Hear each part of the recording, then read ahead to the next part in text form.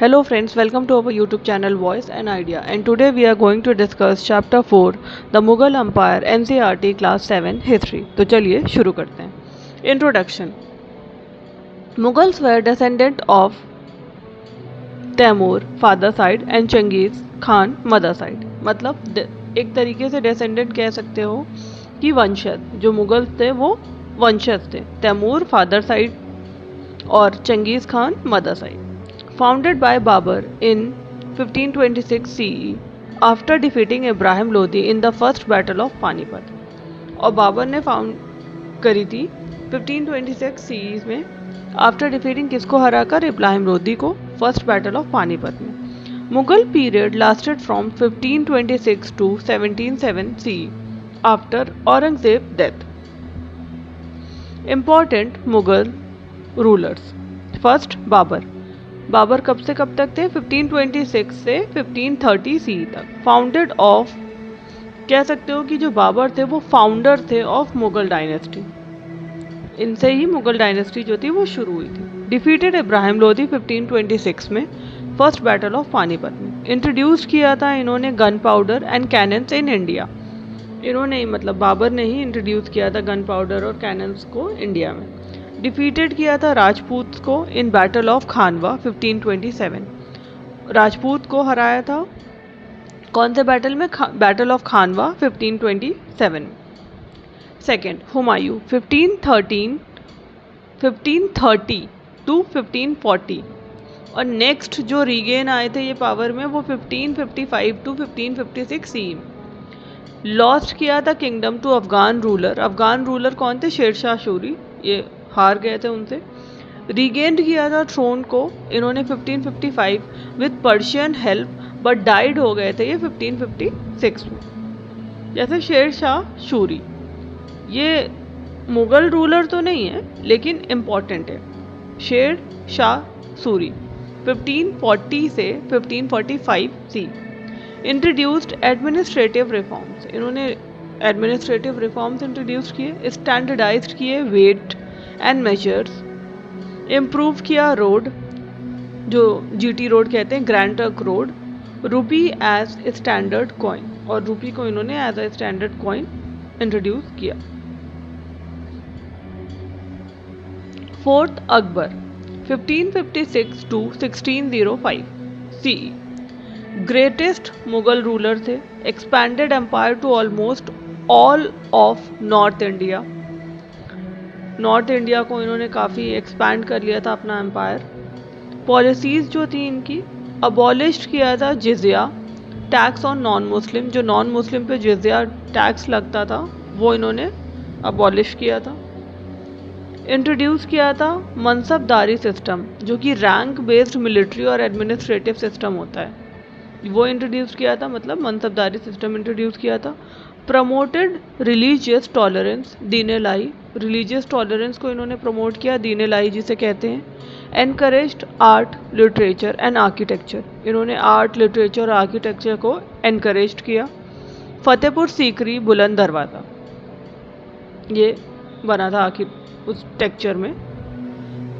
Fifth Jahangir 1605 to 1627 CE।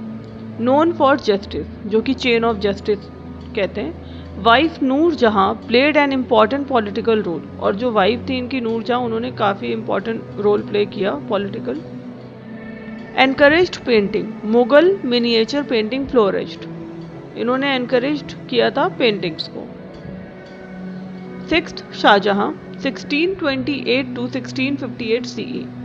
Known as the engineer king, ऐसा कहा जाता है, इंजीनियर किंग की तरह इन्हें। Build Taj Mahal, red fort Delhi में जो है, जामा मस्जिद।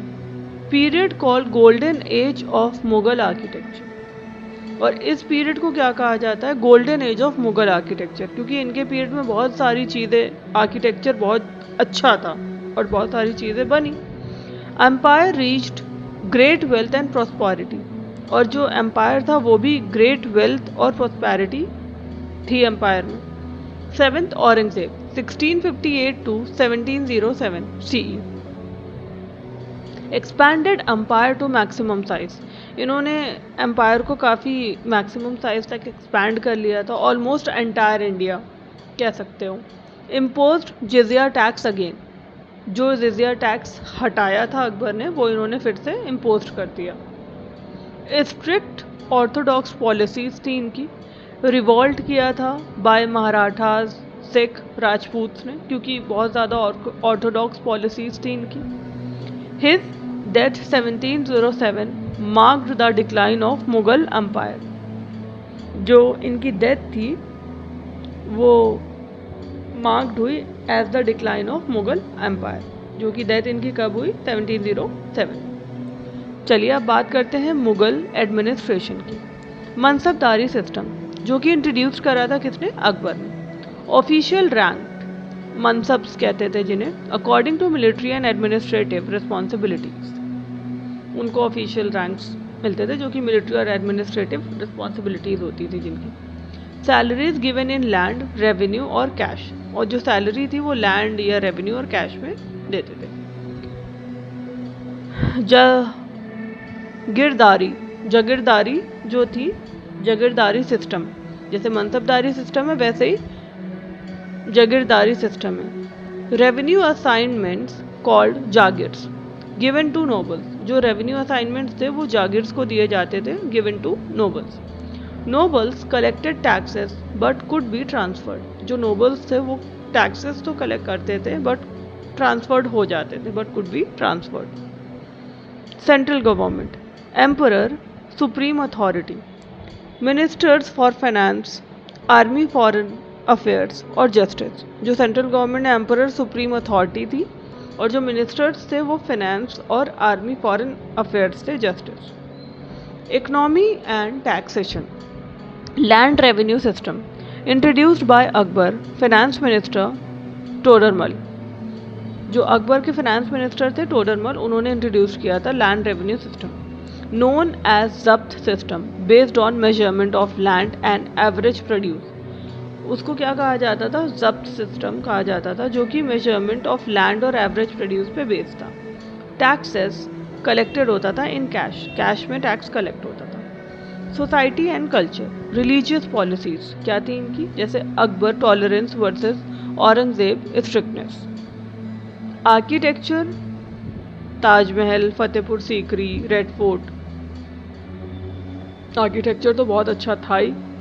Art and literature, Persian as official language, Hindi and regional language also flourished.